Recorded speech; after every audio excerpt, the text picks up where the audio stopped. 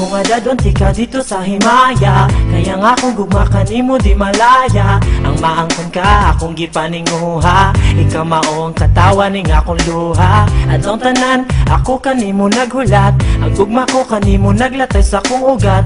Unta nga hatagan nimo higayon, nga imo nang tubago nang akong giingon.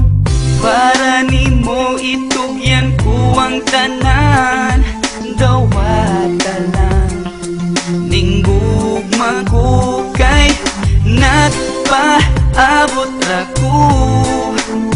Naghuwat nga dawaton mo, kining gugma nga gipatining kasing-kasing. Unta dawaton mo kay nagpaabot ra ko.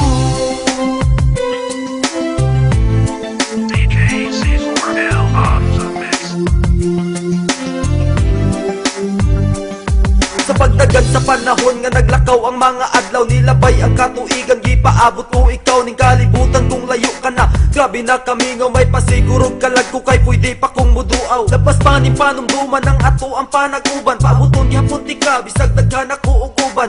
Dihang ikaw mipalayo ang dughan naghuot, nag-abot ang akong luha mo sipunog singot.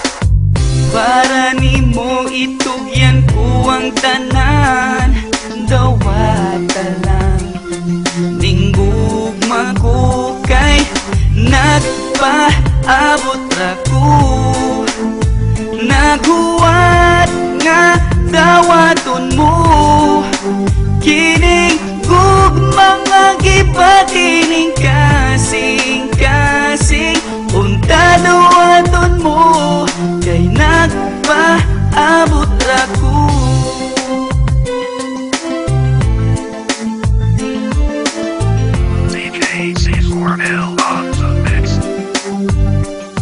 Akong napadayag ang gugma ko kay mura kag si Marian. Wako'y paki kung sa una dahil ikaw kay nasisaryan. Pila pa magkatuig nga angay kong huwaton, dili pa ba ikaw akong itsura. Pare mong dawaton na ni guru pa, baka nga wala kay karibal. Hala, tawag ang NBI og ipa-imbestigar inday. Hapit na kong malibat sa sigi og hinuwat, sa mga tamis mo tubaganos ako makadawa.